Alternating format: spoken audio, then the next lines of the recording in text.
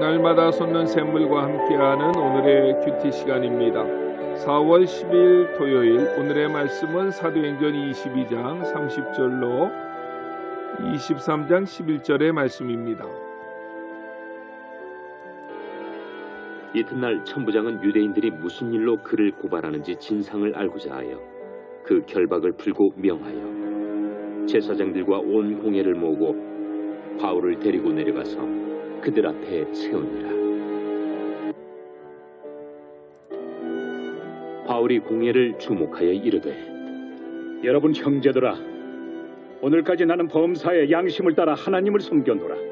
대제사장 아나니아가 바울 곁에 서 있는 사람들에게 그 입을 치라 명하니, 회칠한 답이여, 하나님이 너를 치시리로다. 내가 나를 율법대로 심판한다고 앉아서 율법을 어기고 나를 치라 하느냐?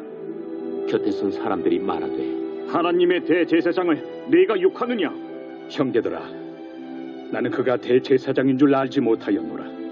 기록하였으되 너의 백성의 관리를 비방하지 말라 하였느니라.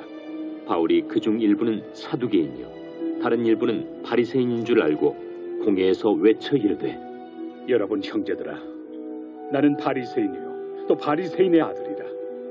죽은 자의 소망 곧 부활로 말미암아 내가 신문을 받노라. 그 말을 한즉 바리새인과 사두개인 사이에 다툼이 생겨 무리가 나누어지니, 이는 사두개인은 부활도 없고 천사도 없고 영도 없다 하고 바리새인은 다 있다 함이라.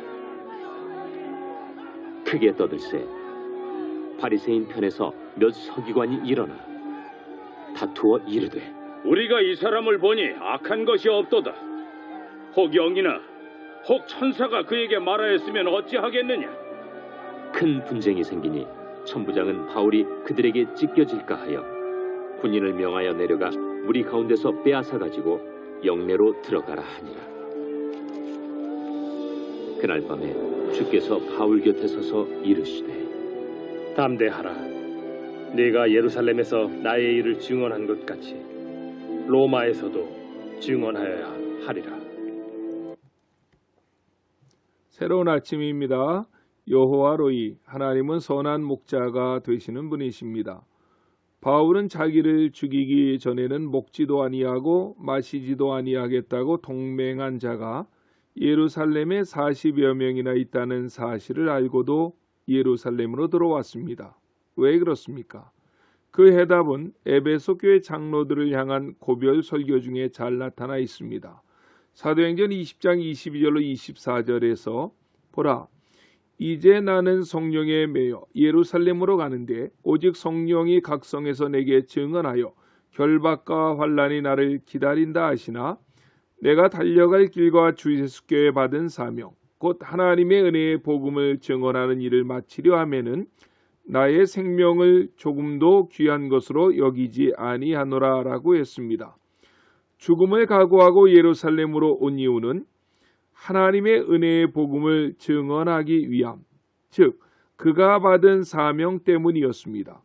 이러한 각오를 가지고 예루살렘에 올라왔는데 결국 바울은 각성에서 염려하고 걱정하고 예언한 대로 유대인들의 손에 잡혀 짓밟히고 얻어맞았습니다. 죽음 직전에 밀란을 염려했던 천부장이 군대를 동원해서 바울을 쇠사슬로 묶어 영내로 끌고 가려고 합니다. 이때 바울은 그 상황에서도 많은 사람들이 모인 그 자리를 그냥 칠 수 없어서 천부장에게 발언한 기회를 얻어 복음을 전합니다. 그 설교를 듣던 유대인들이 더욱 흥분하여 바울을 죽이고자 했고, 다급해진 천부장은 바울을 영내로 데리고 갔습니다. 그리고 그는 어떤 일로 유대인들이 그처럼 흥분하여 바울을 죽이려고 하는지에 대해 바울을 신문하는 과정 속에 바울이 로마 시민권자임을 알고 깜짝 놀랍니다.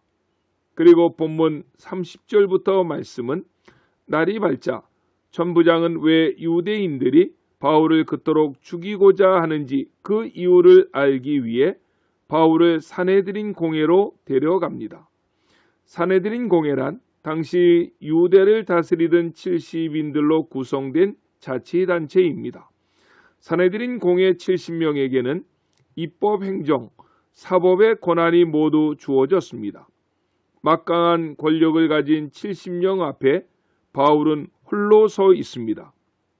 그런데 바울은 조금도 주눅이 들지 않습니다. 막강한 권력을 가진 자들 앞에 서 있지만 조금도 그들을 두려워하지 아니했습니다. 1절을 보십시오. 바울이 공회를 주목하여 이르되 여러분 형제들아 오늘까지 나는 범사의 양심을 따라 하나님을 섬겼노라라고 했습니다. 이 말은 본인은 유대인으로 송사를 당하고 있기는 하지만 스스로 하나님과 사람 앞에 잘못한 일이 없으며 그 공회 앞에 죄인처럼 서게 된 이유를 알 수 없다는 것입니다. 그런 양심 선언을 듣자마자 그 공회 의장인 대제사장 아나니아는 바울의 입을 치라고 명령했습니다.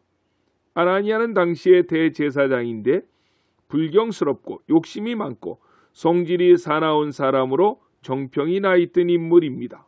특히 물질적인 욕심이 많아 제사장들에게 돌아갈 11조 헌물까지 본인의 주머니로 들어갈 정도의 인물이었다고 합니다.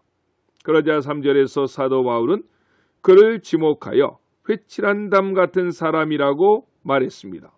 그러면서 법을 집행하는 자가 법을 어길 수 있느냐라고 따지는 것입니다. 그 이유는 재판 결과도 없이 재판받는 사람을 때릴 수 없었는데 그는 바울을 때리라고 이야기했기 때문에 그렇습니다. 그때의 주위 사람들이 그가 대제사장이라고 일러주자 바울은 나는 그가 대제사장인 줄 알지 못했다고 말합니다. 이 말의 의미는 대제사장이면 대제사장에 걸맞는 행동을 해야 되는데 대제사장에 걸맞지 않는 행동을 했기에 그가 대제사장인지를 알지 못했다라고 하는 말도 포함되어지는 단어입니다. 여기서 우리가 알 수 있는 것은 바울의 당당함입니다. 지금 바울은 그럴 만한 처지가 아닙니다.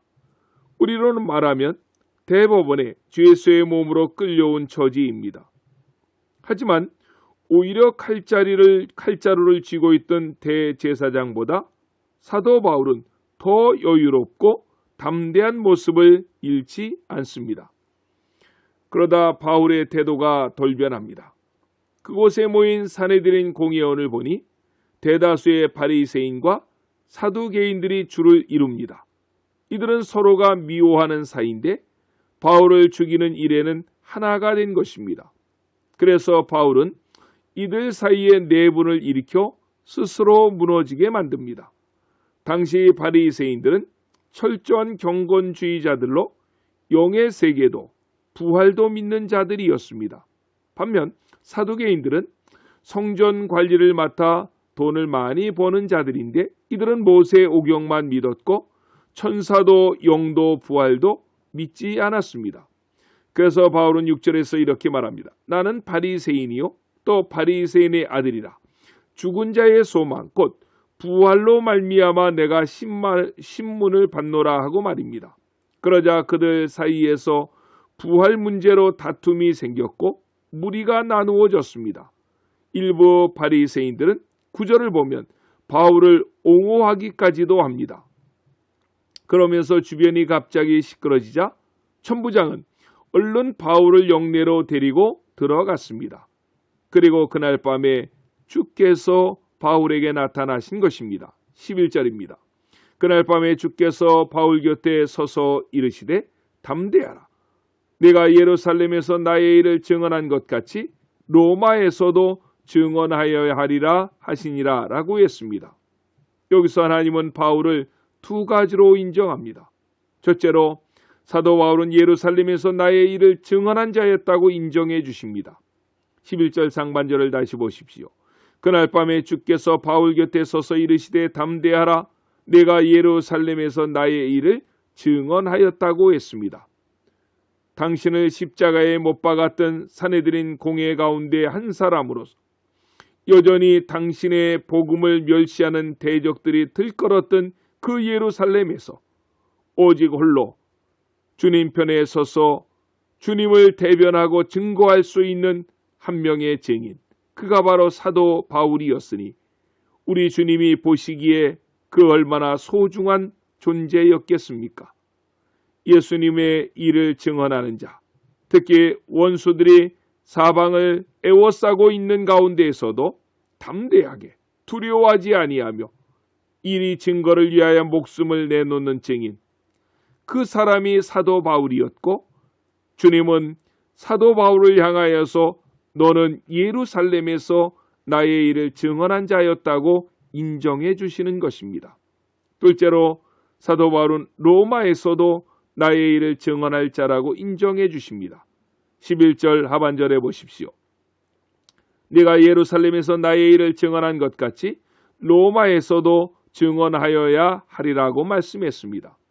아직도 바울은 로마에까지 가서 복음을 전할 사명이 남아있는 전도자라는 것입니다.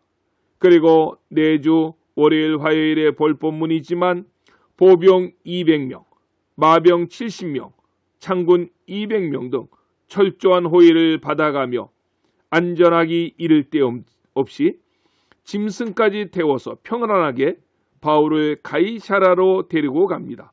그리고 2년 후에는 그가 가이사라에서 또 로마군의 호의를 받으며 공짜로 배를 타고 로마에까지 가게 되는 것을 보게 됩니다. 한편의 드라마와 같이 아슬아슬한 스릴이 넘치는 장면이 전개됩니다. 하지만 이것은 결코 우연의 픽션도 아니었고 오직 하나님께서 완벽하게 짜놓으신 각본 그대로 이루어진 실화였습니다. 바울을 죽이려고 결사모의했던 시도는 오히려 바울에게 로마 전도의 길이 활짝 열리도록 만들어 주었던 것입니다. 실로 절묘하신 하나님의 섭리라고 말할 수 있습니다.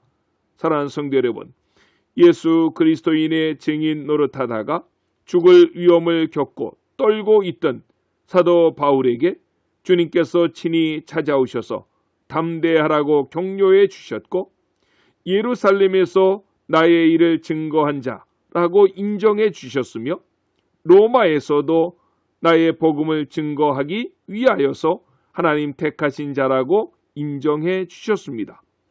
이러한 사도 바울, 하나님의 섭리를 믿고 하나님의 보호하심을 믿었기 때문에 그는 걱정하지 않았고 불안해하지 않았고 원수들 앞에서도 당당하게 하나님의 복음을 증거했던 것입니다.